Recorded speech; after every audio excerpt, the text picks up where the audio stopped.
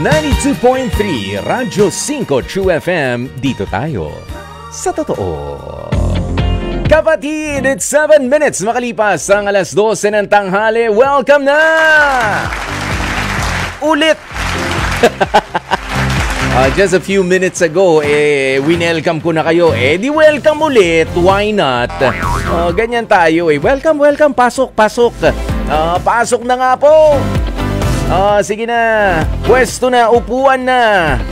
Hilataan na sa inyong mga favorite pwestuhan. Sige na, sige na. Pausog dyan at Tol, wag ka dyan. May tatabi dyan kay Jenny. Alam mo naman yung pumoporma Dyan tatabi Sige na, pagbigyan mo na. Napapakute Di ba may ganyan tayo? Pwestuhan! Kunyari yung iba magkakatrabaho. Kunyari yung iba magkakapitbahay lang. Pero sa mga umpok-umpukan, merong mga pasikretong medyo bakit siya nakatabi doon? Si ano yung pumoporma dyan? Mukhang pinopormahan din siya. Di ba nga? No, pero dito wala hong tampuhan, wala hong selusan. Basta dito ay pwedeng i-share nyo na lang. Ganyan, i-share ang ating live stream sa ating Facebook Live ngayon. Sa 92.3 True FM FB page. Para hindi lamang ikaw ang enjoy, marami ang mag-e-enjoy, marami ang makikisawsaw. Opo. Meron din mga makikikulit lang at meron yung mga aasa na sila ang magkaroon ng Sulit TV Box na ipamimigay natin. Apo. Memya lamang. Pipili po kami sa lahat ng mga segments ng ating programa. Saan ba magmumula ang ating winner? Mula ba sa Dear Kuya Poy? Ngayon, mula ba doon sa Love Question of the Day? Mula ba doon sa H2H Confessions natin? Kung saan man. Kung ano ho ang aming lucky pick. Pick? Pick. Yan, pick. Pick. Kaya wag na po nating patagalin. Ilakas mo na yan. Lakas mo na yan, Mars. Gar. Ba't ba naging gar ang tawagan ngayon? Gar. Kagigil ka, gar. Halika na.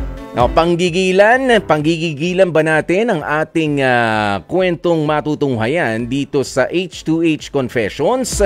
May maitutulong ba tayo? Dapat meron. Kaya naman, ipasok na nga po natin ito. H2H Confessions.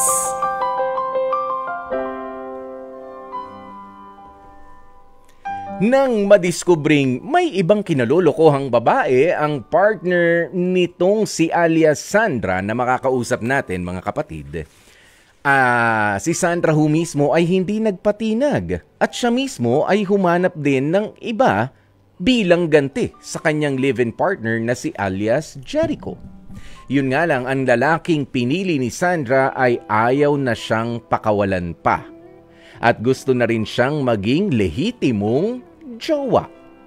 Ang siste, hindi pa alam ni Jericho ang ginawa ring panloloko nitong makakausap nating si Sandra.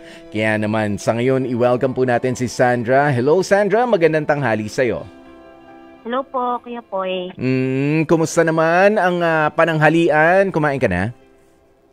Opo, katatapos lang po. Anong ulam? Pritong isda. Anong isda yan? Galunggong. Sarap. Walang ibang kasama? Meron po, yung crab and corn soup. Ay, crab and corn soup. Sorry ha. Tama-tama ang crab and corn soup na umuusok habang mainit ang panahon. Okay. Sige. Sandra. Naman, kailan mo ba na-discover na meron ng kinalolokohan itong partner mo na si Jericho? Mga 2 months ago po. 2 months ago lang? Confirmed ba ito o chismis-chismis lang ng mga makakating dila? Confirm po kasi may mga nabasa po ako. Mhm. messenger. Baka naman, ano lang, alam mo na yan, nag-flirt lang, ganyan, naglalandian, o talagang alam mo na meron nangyayari. Kuya po, gano'n na rin yun di ba? Pagka nag-flirt sila sa cellphone, syempre, hindi natin alam, may ano na sila, yung nagkikita na sila. So, panloloko na po. Oh, hindi. Ibig sabihin ko nga, doon ba sa conversation na nakita mo, meron yung okay na okay, anong naging performance mo kagabi? Natuwa ako. Next time, ulitin natin. O kaya hati na tayo pagka mag-check out na tayo. Yan, yung mga ganun. May mga convo po. Na ganun. May mga convo pong ganun. Na talagang confirmed na meron nangyari. Hindi naman po yung parang brutal na pero yung kita ulit tayo sa ganito, ganyan. Siyempre may pangalan ng hotel, ganun. Ganun. So, matik na yun, di ba po? Aha. Okay. Sige, saan ba raw niya nakilala itong babaeng ito? Sa work po. At katrabaho pa, di kilala mo rin, nakikita mo, hindi naman. Hindi po. Okay, sige. Dahil nga sa na-confirm mo, bakit naman hindi mo na lang kinumpronta itong si Jericho? Natatakot kasi ako, Kuya po Natatakot ka na? Opo, na pagka kinonfront ko, syempre, ano po siya, yung hindi naman po siya amin. Ikaw naman yung nasa tama. Meron kang pruweba. Hindi mo ba, anong tawag mo rito, hindi mo ma-screenshot? Sana pinicturan mo. Hindi ko po na picturean. Kasi parang na-blackout na po ako nung nakita ko yung mga convo na yun. So parang hindi ko na alam yung gagawin ko. Kaya parang hindi ko na na-screenshot agad. Oo, pero ang sabi mo rito ay naisip mo na lang ay gantihan siya nung kasalanan na ginawa niya rin sa'yo. Papaano mo naman natakot kang kumprontahin siya pero hindi ka natakot na gantihan siya sa pamamagitan ng kasalanan na ginawa niya sa'yo? Ano yun? Hindi, bali, Kuya Poy kasi one time nagpunta kami ng bar ng mga friends, ganun. And then, syempre, dala ng alak, ganun. So, parang medyo, nasaktan ako. So, parang yun yung pumasok sa isip ko. One time lang naman po yun, Kuya Poy. So, one time? What do you mean one time? One time lang kayong lumabas? Opo. Or one time lang na may nangyari sa inyo? Kung sino man may nangyari, opo. Yung nakasama mo ron? Opo. Nakilala, no? Opo, nakilala ko. Anong sinabi ng mga kaibigan mo? Alam ba ng mga kaibigan mo yung plano mong yan?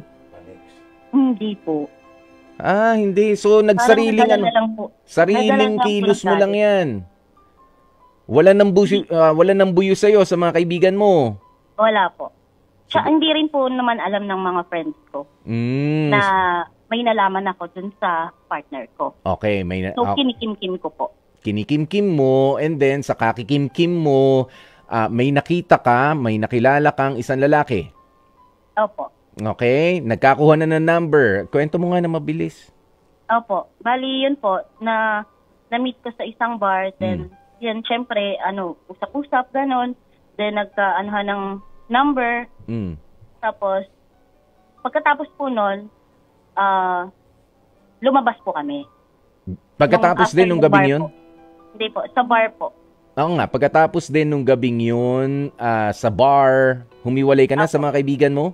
Opo. At lumabas so, nagpaalam po akong uuwi na. Uuwi ka na. Tapos nakita po kami sa labas. And then, yun na po. Ayun na. Pumunta po kami sa isang hotel. Medyo nakainom na, gano'n. So, yun na lang yung nasa isip ko. Gaganti ka na lang nang dahil doon. O pagkatapos, ano ang pakiramdam mo habang ginagawa ninyo? Masaya ka ba? Hindi ka ba nakonsensya doon sa kalagitnaan ng ginagawa niyong pagganti? Kuya po syempre medyo dala ng ng alak. Hindi ko na po naisip. Hindi na. Talagang gusto mo lang makaganti. Ganyan. Sinisin nyo na naman yung alak. Pero walang feelings, Kuya po. Walang feelings na ano. Ay, walang feelings? Bakit? Hindi mo naramdaman? Ay, hindi. Joke lang. Okay. Parang go with the flow na lang, ganun po. Sige, nangyari na ang hindi dapat nangyari pagkatapos noon dahil nga meron pa kayong number sa isa't isa. Ano naman tong sinasabi mo na ayaw ka nang pakawalan nitong lalaking ito at gusto na maging lehitimong karelasyon ka na? Yun nga po, Kuya Poy. Yun yung problema ko ngayon. Kasi sobrang aggressive, sobrang kulit, ganun na talagang parang gusto niya is maging kami na talaga. Paano ba yung pagiging agresibo niya? Yung pangungulit niya, inaalam na ba kung taga saan ka talaga? Alam ba niya kung taga saan ka? Hindi pa po. Pero parang kasi, yung parang binablockmail niya po ako. Anong pambablockmail na ginagawa? Kasi alam niya po na may po ako na may partner po ako So, yun po, parang binablockmail niya ako na na pag hindi ka sumama sa akin, ganito, ganyan, susumbong kita, ganun. So, nung naano ko po yun, syempre, pinagsisihan ko naman po yung nagawa ko. Kasi parang nabigla lang po ako Ngayon, kasi mahal ko po yung partner ko. Etong si Jericho, yung live-in partner mo talaga, okay? Tapos? Mahal ko po siya. So, ayoko pong masira yung relasyon namin. Kung malaman niya na yun nga po, parang naka-one night na ako, pero ayaw akong tigilan. Ngayon, hindi ko alam yung gagawin ko. Ayan, anong na nga ba ang marapat gawin? Ikaw, sa pagkakakilala mo doon sa partner mo, papayag kaya siya na siya ay kumprontahin mo at saka mo aminin din na merong nangyari sa'yo na ganyan? Kakayanin ba? Sa pagkakakilala ko po sa kanya. Parang takot na takot ka sa kanya Medyo or sobrang mahal lang. Namimisikal ba siya? Ano po? Namimisikal siya, nananakit ng pisikal? Ay, hindi po. Hindi naman. Pero, kaya ko rin pinagtataka. Baka natatakot ka. Kaya ko tinatanong kanina, konkreto ba, matibay ba yung mga nakita mo na conversation? O baka naman nag-assume ka lang. Kaya nga sabi ko, baka naman nagpopormahan pa lang, nagigirian pa lang, pero inassume mo na meron talaga nangyayari sa kanila. Pero sabi mo nga, it's confirmed na merong nabanggit na motel, meron nabanggit na magkita ulit, yung ganyan. O bakit ka matatakot? Kaya ngayon ang tinatanong ko sa'yo, meron ka mga pruweba, mga impormasyon na ganun, bakit ka matatakot? At alam mo na yun ang totoo. Opo. Natatakot ako, Kuya Poy, kasi mahal ko siya. So, ibig sabihin, what if kinonfront ko siya and then pinapili ko siya, piliin niya yung kinalolokohan niya. Doon ako natatakot, Kuya Poy, kasi parang hindi ko siya kayang i-let go. Okay. Sige. Kasi mahal ko siya. Oo nga. So, natatakot ka pala, hindi doon sa ideya na malaman niya na meron kang ginawang kalokohan, kundi natatakot ka na maiwan kang mag-isa. Gano'n na ba kayo katagal magkarelasyon nitong si Jericho, magka-live-in partner? 4 years. Ano ang kinakatakot mo kung sakasakali na ikaw ay mag-iisa ulit? May hanap buhay ka ba? Sa ngayon po, wala po. Pero nag-ano lang po, online lang po. Yan bang kinakatakot mo, Sandra, yan bang kinakatakot mo ay base doon sa pagmamahal mo lang talaga kay Jericho o nakabase rin doon sa mga pangangailangan mo sa buhay, lalo na nga sa panahon ngayon? Kaya ako tinatanong itong mga ganito, baka hindi mo ma-afford o hindi mo maisip na mawala si Jericho dahil sa siya ang nagpo-provide para sa inyo. Di ba nga, nakikita ko dito, willing ka na patawarin si Jericho, tama? Doon sa kalokohan na ginawa niya, willing kang patawarin siya dahil ba doon sa nararamdaman, doon sa gusto mo talaga siyang patawarin to keep him, or patatawarin mo siya dahil siya nagpo-provide at halos nananagot sa marami sa inyong mga gastusin at pangangailangan sa buhay?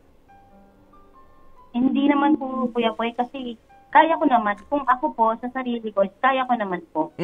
Kung ako lang, kung if ever po na na piliin niya yung ano, kaya ko pong tumayo mag-isa. Yun. Kaya nga, marami naman, may diskarte naman po ako. Yun. Pero sa realidad, I'm sorry pero I just have to ask you this. Magkano ang pera mo on a weekly basis? As compared sa mga gastusin, kaya ba talaga kapag ka dumidiskarte ka kamo? Opo, kaya po, kuya po. Kayang-kaya naman. So, anong kinakatakot mo kung sakaling ang piliin niya nga ay yung bago niyang kinalolokohang babae? Kasi, kuya po, parang, alam mo yun, nasanay na ako sa kanya. Komportable na ako sa kanya. So, yung mga pinagdaanan namin doon sa 4 years na yun, sobrang nangihinayang ako. Kasi yung family ko, gusto siya.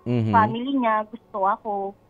So, yun na po yung parang ina-expect ko na pero mauna sa...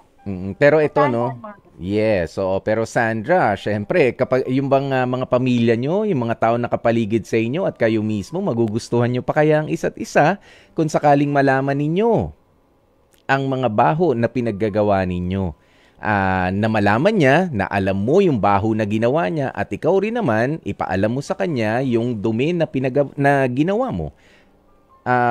Parehas pa ba ang tingin mo doon sa parabang, kumaga doon sa kwento mo kanina, tama naman yan, ano, na komportable na ako sa kanya, sa ganyan, sanay ka na, pero that's not always the case kasi. Oo, kapag ka talagang pipili ang isang tao sa makakasama niya, ay pipili siya doon sa doon sa paraan na syempre ay marami pa ring mga konsiderasyon. Hindi naman yung dahil lang diyan sa sayang yung 4 years, hindi nasanay na ako sa kanya. Medyo sa ngayon mabababaw na mga rason yan. Kasi yung iba nga diyan more than 5 years na, more than 8 years. I myself meron akong experience na talagang mula high school sila hanggang nung mag-college na, kasal na lang kulang, pero hindi pa rin sila nagkatuluyan.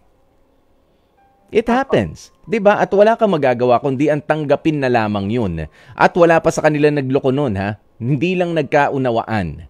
Hindi lang nagkaunawaan sa gustong direksyon na gusto nilang tahakin na sa mga plano nila. Ganoon 'yun. Kaya kung para sa akin, Sandra, unang-una, huwag ka matakot na mag-isa, huwag ka matakot na maiwan at magsimula muli kung sakaling hindi ikaw ang pipiliin. Don't take it against you. Don't take it against yourself na ay hindi ako ang pinili, hindi ako yung mas mahalaga or meron ng much better sa akin na babae. Of course not. 'Di ba? Baka lang isipin mo na lang, baka bumaba na yung standards niya. Ano, nakita mo na ba yung picture ng babae? Sa itsura ba? Sino ba ang mas maganda sa inyong dalawa? Yung totoo lang, Siyempre ako, Kuya Poy. Sige. Yan yung unang sagot. Yung totoo na talaga. Yung totoo talaga, Sandra. May laban din ba si ate mong girl, yung isa? Kung sa pangangatawan, Kuya Poy, medyo. Medyo? Sa kara. Ano po? Kara, sa mukha. Sa mukha po, mas lamang naman po ako. Yeah. Ganun naman talaga ang mangyayari dyan. Di ba? Hindi naman pwedeng papatalo na lang tayo ng ganun at ganun na lang. Pero ganito na lang ang mas maganda na gawin mo, no? Sandra, kumprontahin mo na itong si Jericho. Hindi ibig sabihin ng kumpronta kasi may iba, no? Kapag ka sinabing kumprontahin, ito yung nakapamewang na at nakataas ang boses, kumpronta confrontation. Pwede namang pwede namang harapin mo, Jericho. Pwede ba mag-usap tayo? May nakita ako na ka-message mo, itong si ganito, si ganyan. Meron ba talaga nangyari sa inyo? Yan, yung ganun na pag-uusap, yung maayos, yung matino pa rin kahit na hindi mo alam kung ano ang pupuntahan yan. Dahil wala naman talagang there's no way around it. Sandra, hindi ka pwede magpikit mata na lang na hindi na alamin kung what's the real score. Mas mahirap na lang kapag bigla ka na lamang iniwanan. At ang mahirap pa ron, di ba, magka-live-in partner kayo. Opo. Merong bayad sa kuryente, merong bayad sa tubig, iniwanan ka pa ng mga ganun. At least yan, ngayon ay kung sakasakali naaalis siya, masettle nyo muna na maayos. Yung mga ganyan. Ha? Yun. Pero hindi, wala talagang ibang paraan kundi ang kausapin mo siya sa kung ano ba ang totoong nangyari at kapag ka naman nagkaroon na rin ng pagkakataon, mas maganda na maamin mo sa kanya yung naging pagkakamali mo. Pero ikaw naman, tinatanggap mo naman na talagang mali yung ginagawa mo, Opo, mali po talaga. Mali talaga yung nagawa mong yun doon sa pakikipag one night stand sa ibang lalaki. Okay, tanggapin mo rin kung ano yung mga hindi magagandang salita na magmumula galing sa kanya. Pero sana wag naman mauwi na lang at matapos ang inyong usapan sa sumbatan na lang na sumbatan. Ikaw nga ganito, ikaw ganito. Hindi dapat ganun. May inaayos kayo. Dapat aayusin. Kaya ipaliwanag muna ng kalmado lang sa pagkompronta. Hindi kailangang sa tingin ko naman sa pakikipag-usap mo, basta hindi dapat lahat emosyon ang pinapagana. Paganahin din yung utak natin. Hindi pa pwedeng sayang yung 4 years Kaya wala na, mabubulag ka na agad doon. O kaya sanay na ako sa kanya, wala na. Puro pabor na sa kanya yung mangyayari. Pero ang isipin mo, yung respeto niya rin sa'yo bilang partner. Kung totoo man o hindi yung pagtataksil niya at kung sakaling pipili siya, you just have to respect his decision. O kaya naman, ikaw rin, matuto ka ring tanggapin nga kung ano ang kahihinatnan ng relationship ninyo. Kasi mas maganda yon kesa nagpaplastikan pa kayo. Kung di ka naman na talaga niya pala mahal, bakit ka pa, why stay? Kahit pa nga sabi mo, ay sanay ka na sa kanya. Alam mo, merong caller tayo. Baka meron din tayong makuhang payo mula sa kanya. Mula kay James ng Caloocan. Hello, James. Magandang tanghali sa'yo. Hello, magandang tanghali po. Ano ba masasabi mo o maipapayo dito kay Sandra?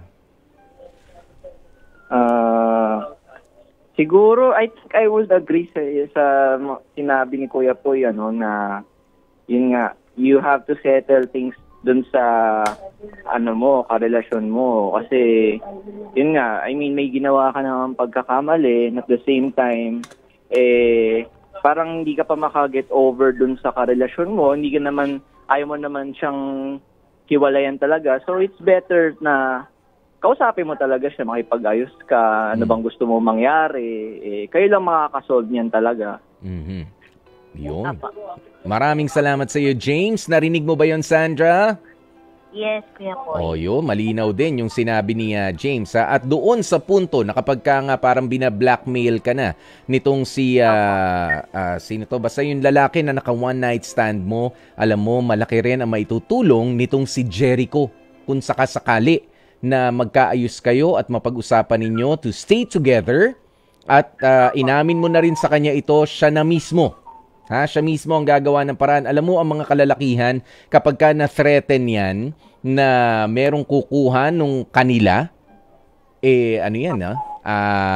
parang instinct yan na, teka lang, magiging nasa protective, medyo mas magiging agresibo yan sa pagprotekta sa'yo. Kapag ka, ikaw ay talagang pipiliin niya pa rin. Okay, siya ang gagawa ng paraan para lumayo yung lalaking yan. At walang iba-blackmail kung wala nang maipamba-blackmail. Ganoon, wala ba kayong mga pictures? Wala ba kayong mga video? Sandra, wala po. Sigurado ka, ha? Yes po. Okay. Sige. Ayan, meron ka ba mga gustong itanong? Wala na po, Kuya Poy. Thank you so much. Nakatulong ba? Naliwanagan. Opo. Oo nga, ayan. Sa ngayon, kumalma ka lang. Mag-usap kayo nitong si Jericho, ha? Opo. Maraming salamat sa iyo, Sandra. Ayan po, si Sandra, mga kapatid, para sa ating H2H Confessions. Love Question of the Day. Alin ang mas importante sa'yo in terms of love relationship? Yung physical connection ba o yung emotional connection? Na pumipiyok-piyok pa. Sorry. Sabi ni Hanny Lynn, syempre emotional connection kasi all in na yan for me. Intimacy, understanding, and commitment. Physically connected nga kayo pero wala naman kayong commitment sa isa't isa. Wala rin. Ay, hugot. Ayan, si Mara Lingat, sabi niya yung emotional connection, yan yung mas gusto ko. Sabi naman ni Peter Mendoza, para sa akin, mas okay pa rin ang physical connection. Iba pa rin kasi yung kasama mo talaga, yung mahal mo. Si Julian Villanueva, Kuya Poy, para sa akin, mahirap ang malayo sa asawa ko. Tingin ko, mas okay ang physical connection. Naniniwala kasi ako na kapag kasama natin ang mahal natin sa buhay, pwedeng hindi magkaroon ng problema pagdating sa issue naman ng emotional connection natin. Yun nandyan lang, sa malapit lang, yung makakalabit mo lang. Yung wala nang pakiramdaman na malayo pa. Ayan, si Sergio Gonzalez, sabi niya, para sa akin physical connection. Dahil pagka may physical connection kayo, marami kayong mabubuong emosyon para sa isa't isa. Ayan, nandyan din ang mga kurutan, andyan din ang mga pagkainis at tampalan. Ganun ba yon? Seryo? Malalaman mo nang dahil sa physical connection. Ayan, si Julian Villanueva, sabi niya, ay, okay. Yun na pala yun. Sagot na. Si Darwin Rosell, sabi niya, emotional connection po. Much better kasi yun rather than the physical. Kasi ayoko po ng friends with benefits or no label relationship. Sino ba nagsabi ng... Hindi, joke lang. Salamat, Darwin Rosell. Dear Kuya Poy,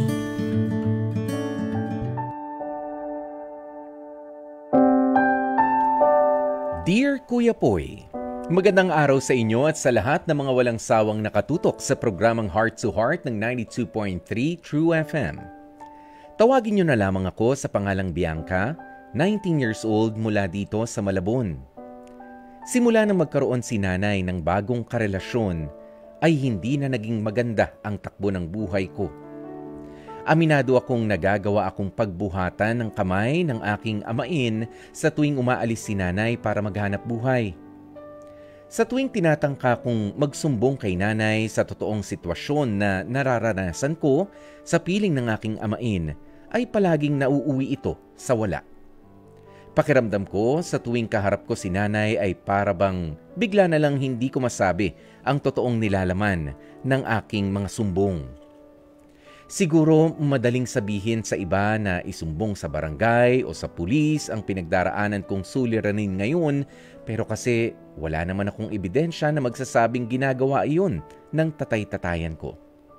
Maski testigo rin ay wala ako, kaya nga feeling ko kung gagawin ko man yun ay magmumukha lamang akong katawa-tawa. Hindi naman sa hindi ako naniniwala sa umiiral na batas na meron tayo, pero iba pa rin kasi kung may hawak akong katunayan. Papaano kasi lahat na yata ng mura, pagsabunot sa aking buhok ay natumo ko na mula sa karelasyon ni nanay. Wala nga markang naiiwan ito, pasa o galo sa katawan, pero ang iniiwang trauma nito sa aking sistema ay kasing lala pa ng pisikal na pananakit. Minsan ay sumagi na rin sa isipan ko na hindi na lang umuwi sa bahay namin ni nanay. Pero ang ikinatatakot ko ay baka kay nanay naman nito ibunton ang galit niya sa akin. Madalas ko ring marinig sa amain ko na wala akong mararating sa buhay at wala rin daw akong kwentang tao. Dapat nga raw ay magpasalamat pa kami sa kanya dahil nagawa niya kaming pulutin ni nanay kahit alam niyang dating pamilyado na ang aking ina. Kuya Poy, hindi ko alam ang gagawin ko sa mga oras na to. Umaasa po ako na kahit papaano ay mabubuksan ang isipan ko sa mga payong inyong maibibigay sa kagaya kong nalilito na sa buhay. Hanggang dito na lamang ang aking storya. Maraming salamat.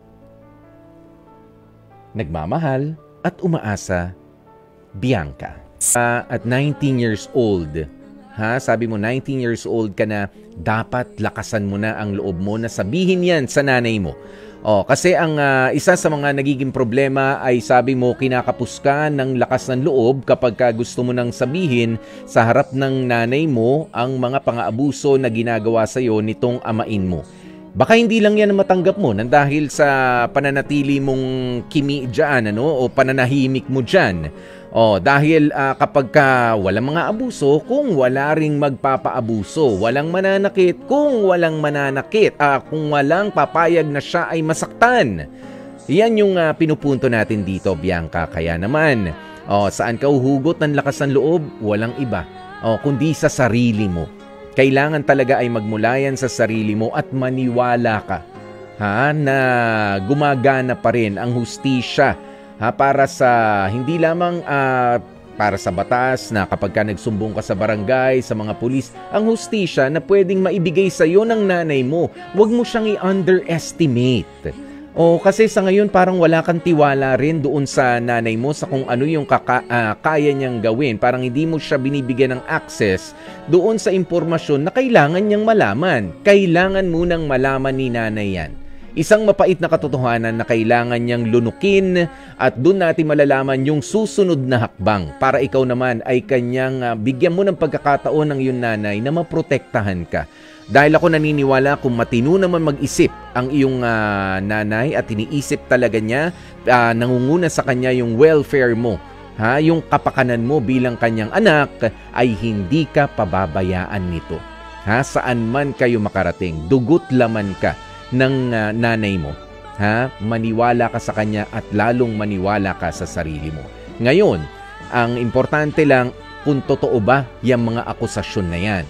Baka naman siguraduhin mo lang, Bianca, na ikaw ay hindi rin nagbibigay ng dahilan para ikaw ay mapagalitan, mapagsalitaan ng mga bagay na hindi magaganda. Kasi alam mo, ang problema sa mga tao ngayon, lalo na sa mga kabataan, ang dami-dami mga reklamo, pero ang dami ring mga pang-aabuso rin na galing sa kanila, na sa kanila mismo nanggagaling. Hindi mapakinabangan sa bahay, hindi mautusan, walang pakialam sa mga kasamahan sa loob ng tahanan. Kung ganyan, talagang anong magandang salita ang inaabangan mo?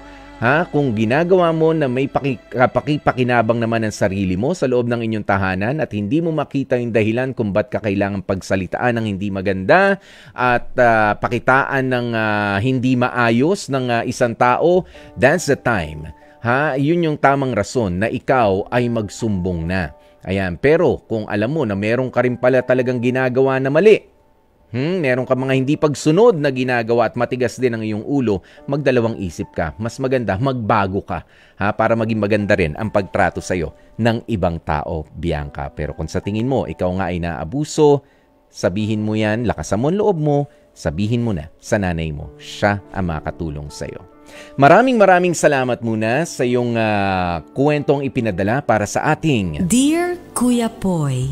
Sa ngayon naman, mga kapatid, ay i-announce na nga po natin ang ating winner ng Sulit TV Box. Congratulations to you, Nico Cabales, mula ang kanyang kasagutan sa Love Question of the Day. Nico Cabales, may Sulit TV Box ka. Sumagot ka, Gusto ko sa iyo mapunta yan. Sa iyo mapunta talaga para mas malinaw ang panonood mo ng mga programa natin dito sa TV5. Ayan, sa RPTV. At syempre sa One Sports din. Ayan. Thank you so very much, mga kapatid. Bukas ulit magkarinigan po tayo. Nakasama ninyo ang inyong lingkod. Ako po si Kuya Poy, ang inyong gwapopoy para sa programang H2H, Heart to Heart ng 92.3 Radyo 5 True FM. Dito tayo sa totoo.